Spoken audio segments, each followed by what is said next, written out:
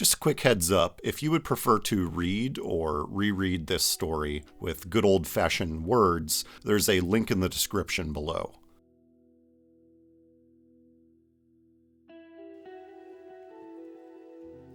There was a sign next to the door to the bar that read, "Ring buzzer 3 times, and I'll be there in under 3 minutes.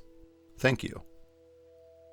The man did as the sign instructed, then quickly turned around and studied the street.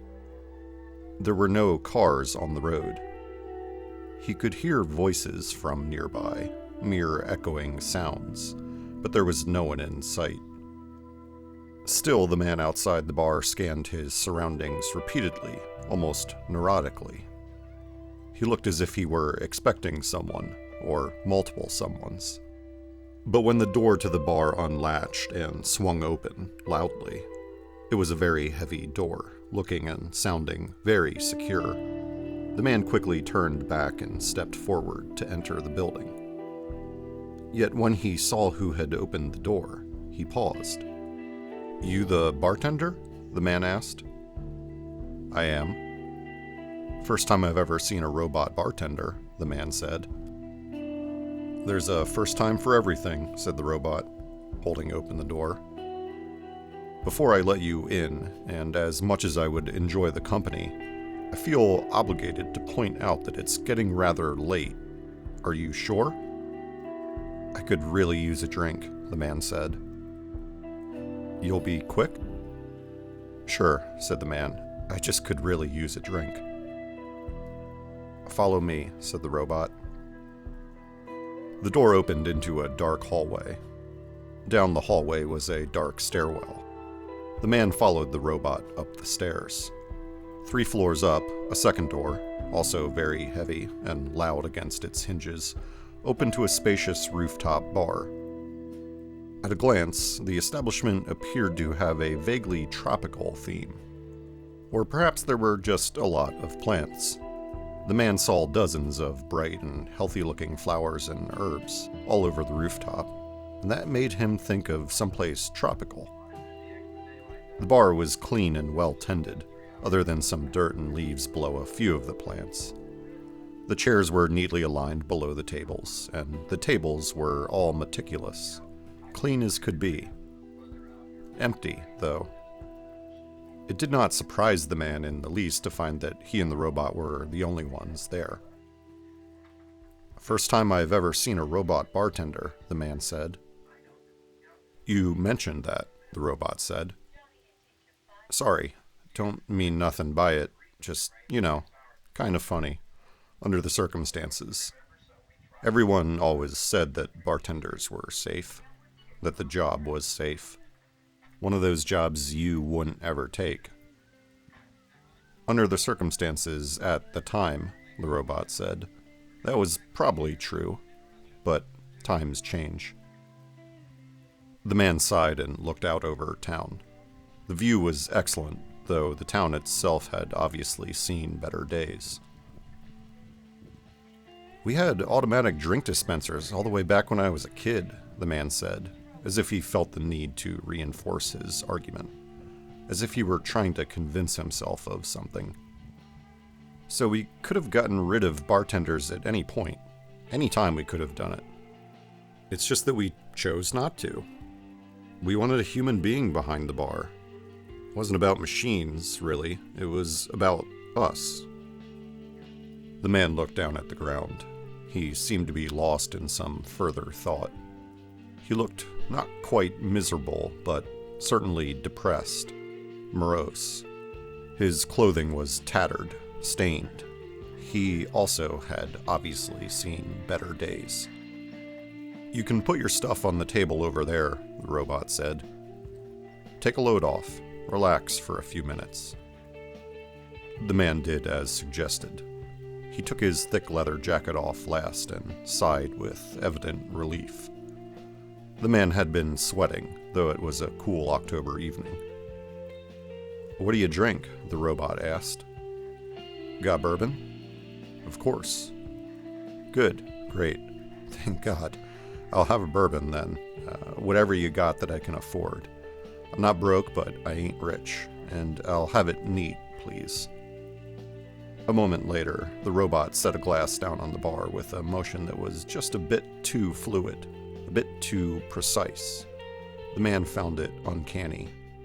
Its movement was so smooth, the whiskey in the glass may as well have been frozen in place. The man plopped himself onto a stool. "What's your name?" the robot asked. "Johnny." Johnny didn't ask the robot if it had a name. If the robot was offended by this, it didn't show it. "You enjoy this?" Johnny asked. "Running the bar, I mean." "I love it," the robot said. "I'm so grateful for the opportunity. Really." "Well, good for you," Johnny said. He smiled. "Happy for you." His smile was forced. Anyone, human or robot, could have seen that his smile was forced. Johnny looked miserable. He was very clearly depressed. The robot glanced down and saw that Johnny had already finished his whiskey. It glanced pointedly toward the sun, which hung low in the sky, hoping to draw the man's attention to the lateness of the hour. But Johnny did not notice. Or perhaps he simply did not care. He held up his glass. "Wondering if I can afford another." "How much?" The robot told him the price. "Suppose I can spare that," Johnny said, digging into his pockets. Then he added, "And I know, I'll be quick. Promise." The robot held a bottle over the man's glass and poured. Johnny took a sip, then paused with the glass to his lips. In spite of the promise he'd just made, he seemed to decide in that moment to savor this second glass of whiskey, or at least to savor it for longer than he had his first. He slid off his stool and stretched, then paced through the tables behind him. "How's business these days?" he asked. The robot remained behind the bar, wiping it down with a rag. "It's slow, and it's getting slower with each month. But who knows? Hard to predict anything these days. Honestly, it doesn't matter to me so much. It's all the same to me." "You're just doing this because you enjoy it," Johnny said. "Exactly," said the robot. "Good for you," Johnny said. "I'm happy for you." "Thank you," said the robot. "Sorry that business isn't better, though." "It is what it is. Nothing I can do about it." "I guess things have been dead just about everywhere," Johnny said. The robot stared at him for a moment, then nodded, expressionless. Johnny inched around the edge of the bar, taking very small sips of his whiskey, pretending to study everything, every inch, every angle of the rooftop establishment with intense curiosity. It was clear to the robot that the man was stalling. He didn't want to leave. He didn't want to finish that drink. "How long have you been on the road?" the robot asked. Johnny snorted, then blew a loud sigh out through his lips. "Too long, buddy. Too long. Honestly, starting to lose track." "Sure," said the robot. "Understandable." Then it added, "Sorry." It's hard to predict what people would feel the need to complain about, what they wanted to get off their chest, and what they might want to keep to themselves. "Where are you headed for the night?" it asked. "Heard about a spot a couple miles up the road," Johnny said. The robot nodded. "Ash's place. You got a good tip with that one. I hear they put a lot of work in these last couple years. Really made it something special." The robot paused, glancing again at the sky. It seemed to feel bad about something all of a sudden. "We do have a few beds here in town, but..." No, Johnny said. "It's okay." He walked to the far end of the roof, the side of the building that looked out over the street. Beyond the town, Johnny saw a distant highway, suburbs, a shopping plaza, hills and mountains beyond. Somewhere out there, somewhere up the road, was his destination, the next uncertain adventure in a life that had become cluttered with them. He saw a plume of smoke in the distance, to the north, and wondered if it was from Ash's place or somewhere else. Wondered if that smoke came from a bonfire, a cooking fire, a fireplace, or something worse. Something gone wrong. He savored his last sip of bourbon, looking out over the town. When he turned back, the robot was watering plants. Johnny noticed then, somehow he hadn't noticed before, that there were jars and jugs of water all over, tucked away in every corner, on railings and on shelves. "So you're a gardener too, huh?" Johnny asked. "It brings me joy," the robot said, looking up. Johnny walked to the far end of the bar, where he'd glimpsed a shelf full of jars. He saw other gardening tools there as well. Shears, shovels, other tools that he didn't know the names of. He knew nothing about gardening, hadn't ever gotten the opportunity to learn. He wished that he did, he wished that he had. He felt, inexplicably, a surge of jealousy for this robot, that it had the time and knowledge to do this, when clearly the skill was useless to it. Then Johnny paused, realizing he was being foolish, irrational. If the robot could grow things, if the robot had a green thumb, so much the better. Anyone and everyone in town would be better off for it. Still. He noticed that the top shelf, the shelf busy with jars of water, was arranged neatly, carefully, with the sort of thoughtfulness that only a robot would bother with, making sure these random jars of water were all perfectly aligned. Each of them, he saw, was exactly half empty. "I set them out to collect rainwater," the robot said, noticing what Johnny was noticing. "Figure it's a rooftop bar. Might as well." "Did you do this on purpose?" Johnny asked, nodding toward the jars. "Line everything up like this so that the jars are all exactly half empty?" "Actually," the robot said, "that's just the rain. Just from the rain. They're the same size jars, you see, and so the rain fills them up at exactly the same rate. So they're not really half empty. They're all half full." "Well," Johnny said, smiling, "isn't that the classic debate? It's just a matter of perspective." "No, not really," said the robot. "They're quite literally half full. I mean, objectively speaking." "Oh, sure, objectively speaking." "The jars were empty," said the robot. "Then it rained. The rain began to fill the jars. The previously empty jars were filled to the halfway point. Now they are half full. After several more weeks and several more rainstorms, they will be all the way full. At that point, I will take the jars full of water, and I will pour a portion of the water from the jars into my plants. If I pour half of the water out of the jars, then the previously full jars will be halfway empty, because they were full and I emptied them halfway. But for now, they are simply half full." Johnny said. The robot looked from the jars half full of water back to Johnny. It noticed a strained look come across the man's face.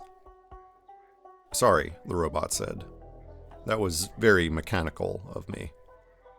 "It's okay," Johnny said. "I'd never thought of it like that before."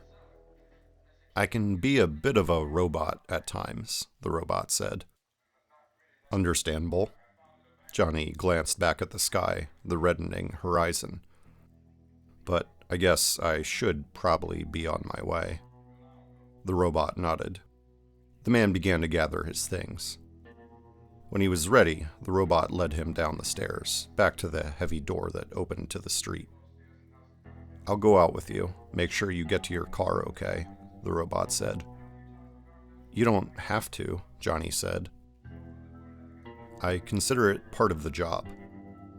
The robot saw that there were tears forming in the man's eyes. "Anything I can do to make things a little easier." Johnny began to weep openly. "It's so hard. It's so absurd and exhausting and so hard.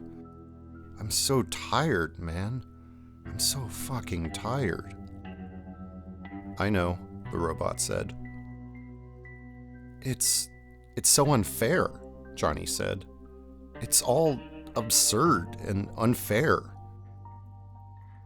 "I'm sorry," the robot said. "I truly am."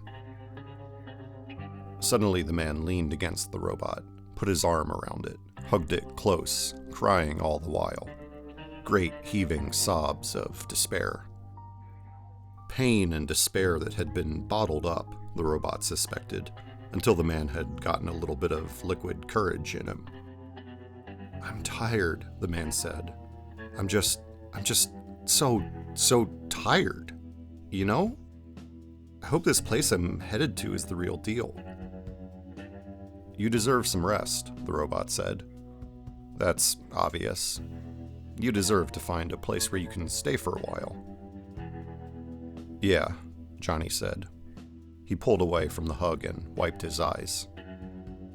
"Thank you. Thank you for everything. Having somewhere like this to stop along the way, it means more than you can know." The robot nodded. "It'll be dark soon. You should go." "Yeah," Johnny said, and unsheathed the sword from the scabbard he'd strapped across his back. The robot turned to a rack on the wall and pulled down a shotgun. "Ready when you are," said the robot. Johnny took a deep breath, then let it out. He stared up at the ceiling for a moment, then lifted the sword higher to his chest and nodded. "Let's do this." The robot threw open the door and the two exited the building. The robot took the lead, scanning the street left and right. It spotted 3 ghouls shambling toward them from the north, the direction Johnny would have to head out of town. To the south, it could see a larger pack of ghouls, perhaps a dozen or more. Sensing the presence of a living human, all of the ghouls turned as one and began to shuffle toward them, moaning louder and louder, almost howling. "We'll clear out the 3 ahead of you," the robot said, gesturing. "Take off as soon as the path is clear. I'll deal with the rest of them." Johnny nodded. They charged, side by side. Johnny was good with a sword. He decapitated one of the ghouls with a quick downward cut, then gauged that the others were beyond his reach. The robot waited until Johnny had dipped out of the way, before finishing off the remaining 2 with blasts from the shotgun. The ghouls were turned to chowder, practically vaporized. Johnny gagged at the smell. It wasn't the sort of thing you ever got used to. "Fucking ghouls," Johnny said. "Fucking ghouls," the robot agreed. Resheathing his sword, Johnny ran to his car, got the engine started, shut and locked the door. Then he rolled down his window. "Take care, Johnny," the robot said. It turned, looking to make sure that the rest of the ghouls were still a safe distance down the road. Johnny looked too, then turned back to the robot. He smiled. "Take care, robot. And thanks for the whiskey. Thanks for everything." "Happy to help." The robot turned to the south, toward the ghouls. The car lurched forward, then abruptly jerked, stopped. Johnny leaned back out of the window. "Hey, robot," he called. The robot turned. "Yeah? You're not too bad for a robot." You're not so bad yourself. For a human. Johnny turned back to the road, then again seemed to reconsider. Not too bad of a bartender, either, he shouted. Get going, Johnny, the robot said, smiling, shaking its head. Get going, you crazy son of a bitch. The car kicked up dust as it took off. In the distance, the robot saw it swerve to plow over a ghoul before taking the bridge out of town. A moment later, the sound of the engine faded. Only the moans of the ghouls remained to disturb those barren, empty streets. The robot walked back to the bar and set the shotgun down against the wall. It didn't need a gun, not for a mere dozen or so ghouls. It only used weapons when there were humans around. It seemed to make the humans feel better about themselves, about their unfortunate situation. But the gun was overkill, and there was no point in wasting ammunition. All right, meatbags, the robot said. It didn't take long. It was easy work for the robot. Even without a weapon, it was easy work. The robot kept a shelf full of towels just inside so that it could clean itself off. On this particular occasion, 2 towels were required. They were stained black by the time the robot was done wiping itself down. It put the shotgun back on its rack, locked and padlocked the door, propped a heavy cabinet against the door, and headed up to the rooftop, to the bar. It reached for a bottle of whiskey on a high shelf. A good one. Better than what someone like Johnny could afford. 100 shotgun shells or a week's worth of food was the going rate for just a single pour, the last time it had checked. The robot poured, then brought the glass to its face. It sniffed. Or, at least, it held the bourbon below its aroma sensors, which were located approximately where a human's nose would be. It didn't need to drink the bourbon to enjoy it. Just the aroma was enough. And this one, this bourbon, this aroma, was exquisite. The robot walked to the edge of the roof, looked out over town, taking in the sunset. Listened to the moaning of the ghouls, shuffling around in the dark streets below. Somewhere in the distance, to the south, a car alarm began to go off. It sniffed the bourbon again. Sigh, it said out loud. Just because it felt like it. Life was good, the robot thought. Life was good.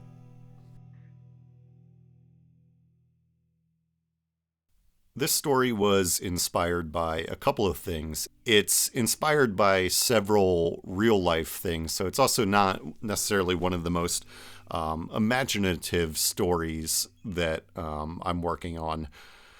Mainly, it's inspired by the fact that for the last 10 years, I've worked off and on as a bartender. In real life, I am also a robot, so I was drawing on personal experience there as well. So again, not the most imaginative story, not really getting too crazy creative with this one, but I thought it was fun. I thought that teasing the twist with the video element was maybe a fun way to incorporate the visual side of what I'm doing here. Obviously, adapting short stories for YouTube is kind of creatively challenging on its own. Every story that I work on, that I've been working on, that I've been rearranging or fixing up to share, I have the thought, what do I have on screen? Since this is YouTube and I'm trying this out, there's a challenge in trying to figure out what can I show on the screen that is, somewhat relevant to the story, ideally, and creatively interesting. So a lot of the challenge of adapting these stories or fixing up or finalizing stories for YouTube has been, what do I do with that part of it? What do I do with the actual visual side? But suffice it to say, I have stories coming up soon that I'm really quite excited about. So stay tuned, fun things in the works. Like, subscribe, follow the channel, you know the deal.